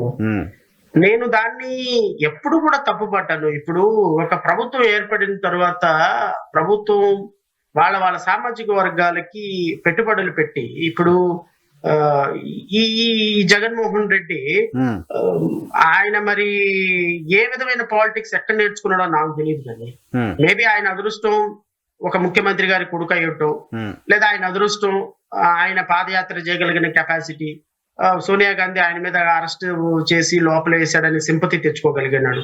ఇలాంటి వాళ్ళందరూ రాజకీయాల్లోకి వచ్చేసి రాజకీయాల్లో ముఖ్యమంత్రి అయిపోయిన తర్వాత ఒక ముఖ్యమంత్రి స్థానంలో కూర్చొని ఇది కమ్మ రాజధాని, కమ్మోళ్ళందరూ ద్రోహులు అని మాట్లాడి ఒక ముఖ్యమంత్రి చరిత్రలో ఒక కమ్యూనిటీని తిట్టి ఆ కమ్యూనిటీ ఇంతగా ద్వేషించిన స్థాయికి జగన్మోహన్ రెడ్డి దిగజారిపోయాడు. ఒక విధంగా చెప్పాలంటే కమ్మ సామాజిక వర్గంలో ఉన్నటువంటి చిన్న చిన్న సాధారణమైనటువంటి చిన్న రైతు దగ్గర నుంచి బిలియనియర్ వరకు కూడా జగన్మోహన్ రెడ్డి అనే వ్యక్తిని ఓడించాలనే లక్ష్యంతో పనిచేశారు మొన్న 2024 నుంచి. Correct correct. పర్సనల్ గా ఎవరి స్థాయిలో వాళ్ళు. సో ఇలా పనిచేసిన సందర్భంలో జగన్మోహన్ రెడ్డి అనేటువంటి వ్యక్తి ఒక కమ్యూనిటీని దూరం చేసుకున్నారు. చంద్రబాబు నాయుడు గారిని 40 సంవత్సరాలకు పైగా వ్యతిరేకిస్తూ వస్తున్న కమ్మ సామాజిక వర్గానికి సంబంధించిన వాళ్ళు కొంతమంది కూడా మొన్న ఫస్ట్ టైం చంద్రబాబు నాయుడు గారికి సపోర్ట్ చేస్తూ టీడీపీ కోసం పనిచేశారు. అది ఎందుకు పనిచేశారంటే చంద్రబాబు నాయుడు గారి కోసం పనిచేయాలి, జగన్ కి వ్యతిరేకంగా పనిచేశారు. ఆ పదం కరెక్ట్. జగన్మోహన్ రెడ్డి గారు వాళ్ళందరినీ కూడా జగన్మోహన్ రెడ్డి గారు చంద్రబాబు నాయుడు గారికి దగ్గర చేశారు. సో ఈయన చర్యల వల్ల వాళ్ళంతా ఒకటయ్యారు. సో ఇప్పుడు వీళ్ళు పెట్టుబడులు పెట్టి ఇన్వెస్ట్మెంట్లు పెట్టి తెలుగుదేశం పార్టీ అధికారంలోకి రావడానికి కారణం అయిన తర్వాత రేపొద్దున ఏ విధంగా వాళ్ళు అధికారంలోకి వచ్చిన తర్వాత వాళ్ళకి కాంపన్సేట్ చేయకపోతే, వాళ్ళకి పదవులు ఇవ్వకపోతే ఎలా ఊరుకుంటారు? రేపొద్దున ఎలా ఇన్వెస్ట్మెంట్ పెడతారు? అప్పుడు మళ్ళీ మిగతా కమ్యూనిటీలన్నీ ఒకటైపోయే పరిస్థితి ఉండదా? కమ్యూనిటీల కోసం కాదు కదా ప్రభుత్వాలు ఏర్పడేది.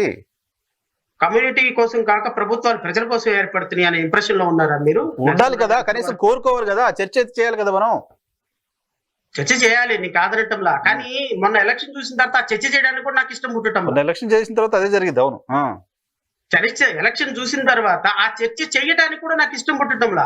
90,000 మెజారిటీ మంగళగిరిలో పవన్ కళ్యాణ్ గారికి, 70,000 మెజారిటీ, 90,000 మెజారిటీ. ఏం మెజారిటీలు ఇవన్నీ కూడా? ఏం చూసి పిఠాపురం ప్రజలు, మంగళగిరి ప్రజలు ఓటేశారో నాకు ఇప్పటికీ అర్థం కావటం. చెప్పండి, మర్చిపోయినా. మనం మాట్లాడదాం అనుకున్నా మాట్లాడలేదు. అసలు జగన్మోహన్ రెడ్డి గారు ఓడిపోయిన తర్వాత ఓటమికి కారణాలు ఏంటి అనేది చాలా సందర్భాల్లో మాట్లాడే, కానీ మీతో మాట్లాడాలి. మీ పర్సెప్షన్ ఏంటి? జగన్మోహన్ రెడ్డి ఓటమికి కారణం ఏంటి? నాకు తెలిసి నరసింహారావు గారు, జగన్మోహన్ రెడ్డి గారి ఓటమికి ఈ ప్రపంచంలో ఎవ్వరు కారణం కాదు, జగన్మోహన్ రెడ్డి గారే కారణం. Correct, okay. ఎవ్వరు కారణం కాదు, జగన్మోహన్ రెడ్డి ఓటమికి జగన్మోహన్ రెడ్డే కారణం. ఇంకా నేనంటాను సజ్జల రామకృష్ణారెడ్డి గారి కారణం కాదు, కారణము లేకపోతే ఇంకొకటి కారణం తెలుగుదేశం పార్టీ చాలా బాగా పనిచేసింది కారణం, ప్రజల్లో వ్యతిరేకత రావడానికి కారణం, ఇవన్నీ ఏం కాదు. నేను 1 పాయింట్ ఆన్సర్ చెప్పాలి అంటే జగన్మోహన్ రెడ్డి గారి ఓటమికి జగన్మోహన్ రెడ్డే కారణం. ఎందుకు అంటే ఆయన తనకున్నటువంటి ఒక ఫెడరలిస్టిక్ భావజాలంతో, ఆ పదం చాలా కఠినమైన పదం కానీ తప్పదు, వాడాల్సి వస్తుంది నాకు. అంటే ఒక ప్రజాస్వామ్య దేశంలో ప్రజాస్వామ్యబద్ధంగా పార్టీని నడిపించాల్సిన సందర్భంలో ఒక ప్రైవేట్ లిమిటెడ్ కంపెనీ లాగా పార్టీని నడిపించడం కరెక్ట్ కాదు. నాలాంటి వాళ్ళం 5 సంవత్సరాలు గొంతు చించుకొని ఇది కాదండి అని మాట్లాడితే కనీసం ఒక్క పాయింట్ కూడా కరెక్ట్ చేసుకోవడానికి సిద్ధపడని ఒక ముఖ్యమంత్రి ఓడిపోవడానికి 2,80,000 కోట్ల రూపాయల ప్రజలకు ఇచ్చేశాను కాబట్టి వాళ్ళు నాకు ఓటేసేస్తారనేటువంటి భావజాలం ఉన్న ముఖ్యమంత్రికి జరగాల్సిన పరాభవం ఈ పరాభవం. సో నేను ఆయన ఓటమికి ఎవరు ఏంటి కారణం అంటే అది ఒక పెద్ద సబ్జెక్ట్. మళ్ళీ ఈ పెద్ద సబ్జెక్ట్ లోకి వెళ్లకుండా ఒక్క 1 పాయింట్ ఆన్సర్, ప్రజాస్వామ్యంలో ముఖ్యమంత్రి ప్రజాస్వామ్యవాదిగానే ఉండాలి.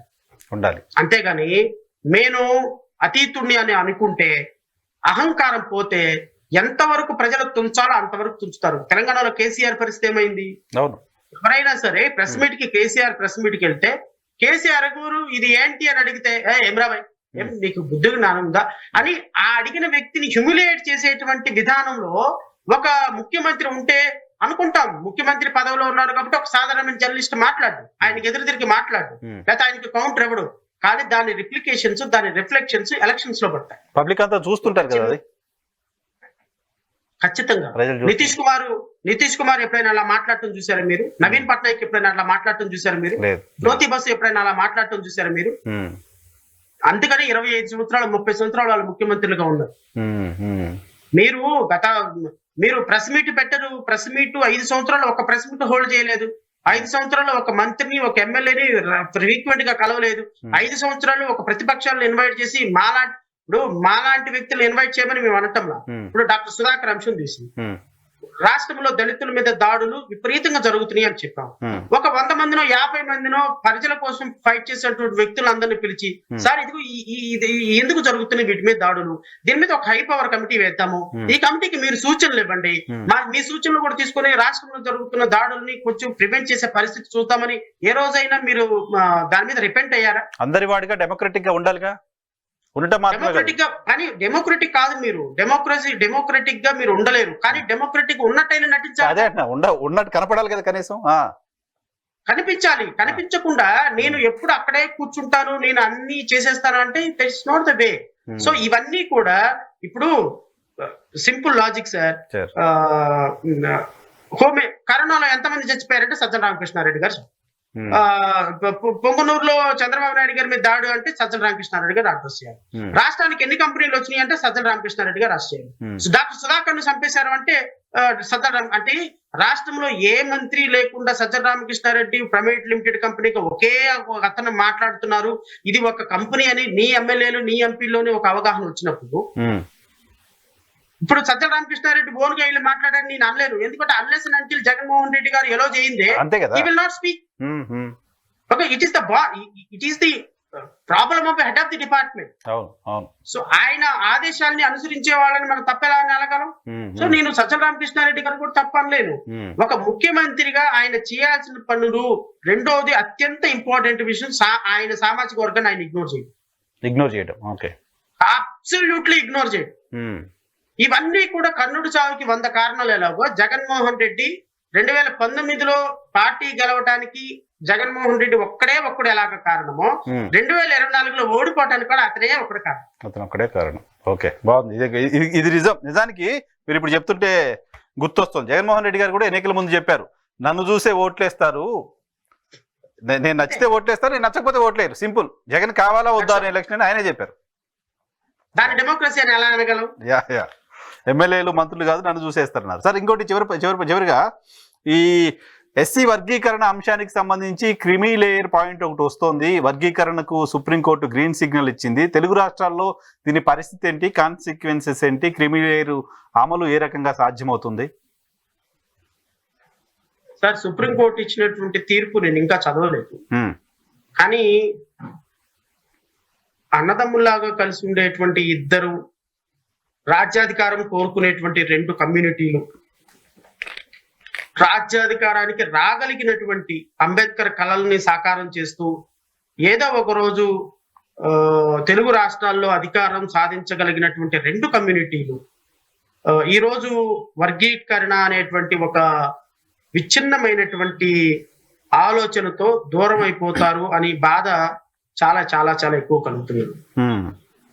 దానికి కర్త కర్మ క్రియ చంద్రబాబు నాయుడు. సరే, ఎనివే వర్గీకరణ జరిగిపోయింది. ఈ వర్గీకరణ చేసే సందర్భంలో క్రిమీ లేయర్ అనే కాన్సెప్ట్ ని సుప్రీంకోర్టు ఇంట్రడ్యూస్ చేసింది. సింపుల్ గా క్రిమీ లేయర్ కాన్సెప్ట్ ఆంధ్రప్రదేశ్ రాష్ట్రానికి ఒక ఎస్సీ ఎస్టీ వర్గాలకి క్రిమీ లేయర్ కాన్సెప్ట్ అనేది అబ్సల్యూట్లీ అప్లికబుల్ కాదు.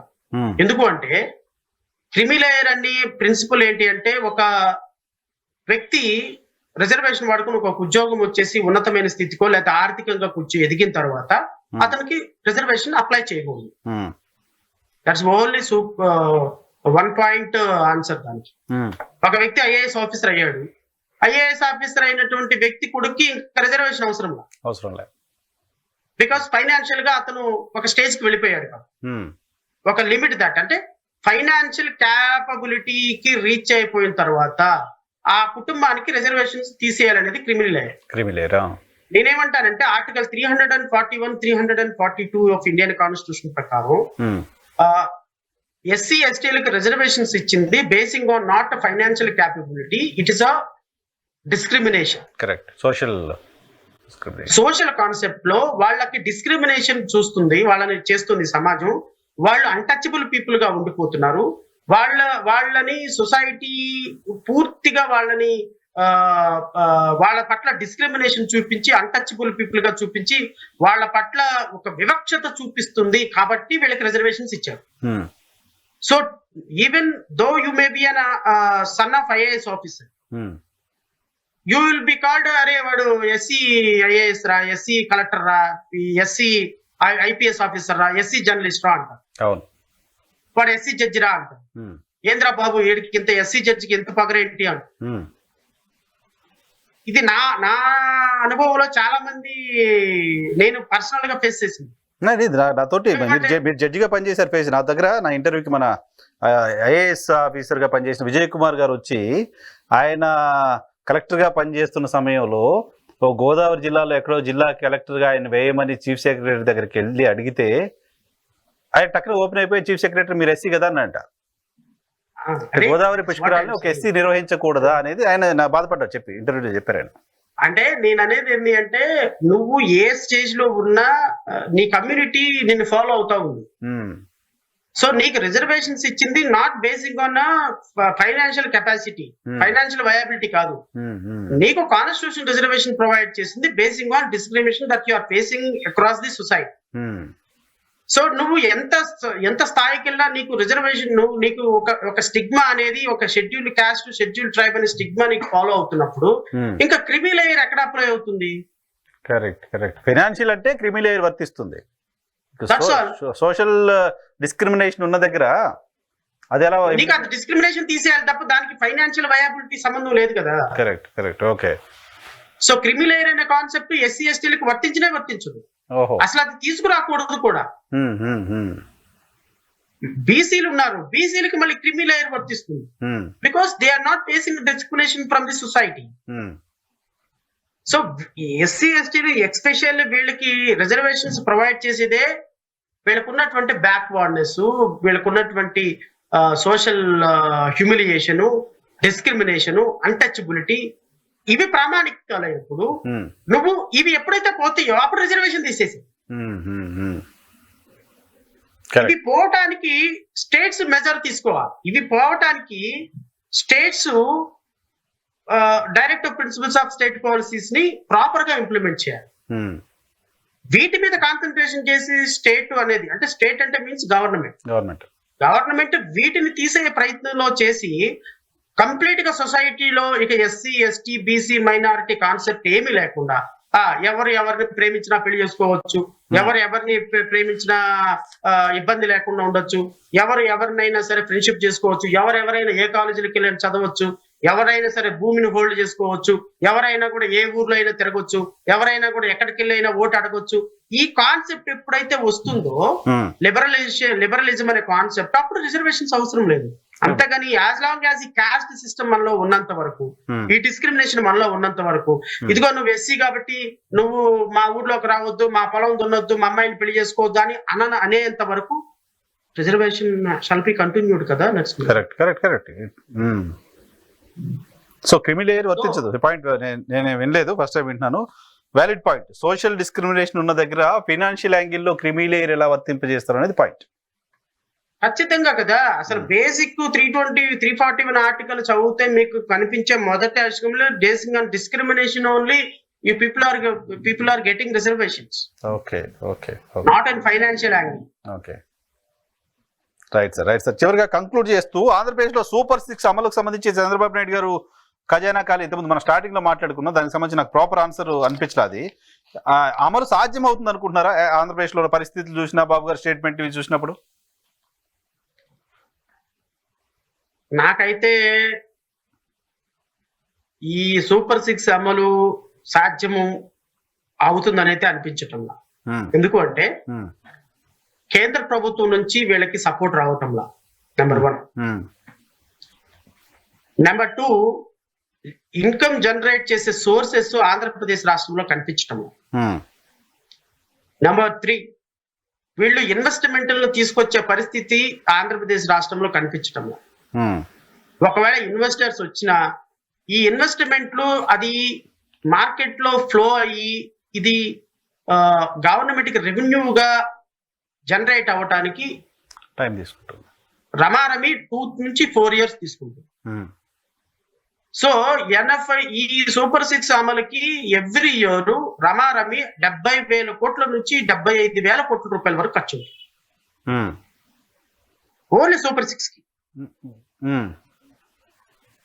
వాట్ అబౌట్ ఇప్పుడు మీరు ఫ్రీ గ్యాస్ తీసుకోండి, లేకపోతే మహిళా రవాణా తీసుకోండి, ప్రతి మహిళకి 15,000 రూపాయలు తీసుకోండి, తల్లిఒడికి అమ్మఒడికి తల్లికి వందనం పేరు తీసుకోండి, ఏమైనా తీసుకోండి. వీటన్నిటికీ రమారమి ఈ రాష్ట్రానికి సంబంధించినంత వరకు వాళ్ళు ఇంత ఇన్వెస్ట్మెంట్ ఇంత ఖర్చు పెట్టాల్సిన పరిస్థితుల్లో ఈ రాష్ట్రంలో వచ్చే బడ్జెట్ లో సగం 70% బడ్జెట్ లో ఇన్కమ్ మొత్తం ఒక సంవత్సరానికి మీరు సూపర్ 6 గా ఖర్చు పెడితే what about salaries, what about scholarships, what about other activities, ఇవన్నీ మళ్ళీ షార్ట్ టర్మ్ లోన్స్ కి లాంగ్ టర్మ్ లోన్స్ కి రమారమి 30,000 రూపాయలు ఇంట్రెస్ట్ కట్టాలి మనం. అవును, 30,000 కోట్లు. సో ఈ ఇంట్రెస్ట్ ఎప్పుడు కడతారు? ఈ 1,000 కోట్ల రూపాయలతోటి సూపర్ 6 ఎలా అమలు పరుస్తారు? అన్నిటికీ మించి ఈ రాష్ట్రంలో పన్నులు పెంచాల్సిన పరిస్థితి వస్తే ఖచ్చితంగా ప్రజా వ్యతిరేకత వస్తుంది. సో పన్నులు పెంచలేరు, ఆర్టీసీ బర్డెన్ భరించలేరు, సాలరీస్ ఇవ్వలేరు. ఇప్పుడు ఈ ప్రభుత్వం మీద చాలా ఫైనాన్షియల్ బర్డెన్స్ ఉన్నాయి. అమరావతిని డెవలప్ చేయాలి, తీసుకొచ్చేదేమో అప్పు, కేంద్ర ప్రభుత్వం నుంచి సహకారం లేదు, ఇన్కమ్ జనరేషన్ ఉండదు, రాష్ట్రానికి ఇన్వెస్ట్మెంట్లు ఉండవు. ఇంత క్లిష్టమైన పరిస్థితుల్లో సూపర్ 6 అమలు పరచడం అనేది కొంచెం కష్టమైనటువంటి విషయం అనేది నాకు ఉన్నటువంటి అభిప్రాయం. బట్ అమలు పరిచేంత వరకు చూద్దాం, అమలు పరచాలని కోరుకుందాం. ప్రజలు అమలు పరిచేంత వరకు పవన్ కళ్యాణ్ గారిని, చంద్రబాబు నాయుడు గారిని ఖచ్చితంగా మేము విమర్శిస్తూనే ఉంటాము. అమలు పరిచేంత వరకు మా పోరాటం ప్రజల తరపు నుంచి కొనసాగిస్తూనే ఉంటాం. Right sir, thank you very much Shravan గారు, మాకోసం సమయం కేటాయించినందుకు. ఇది జడే శ్రవణ్ గారితో స్పెషల్ రియాలిటీ చెక్. రేపటి షోలో మళ్ళీ కలుద్దాం. చూస్తూనే ఉండండి ఈ టీవీ.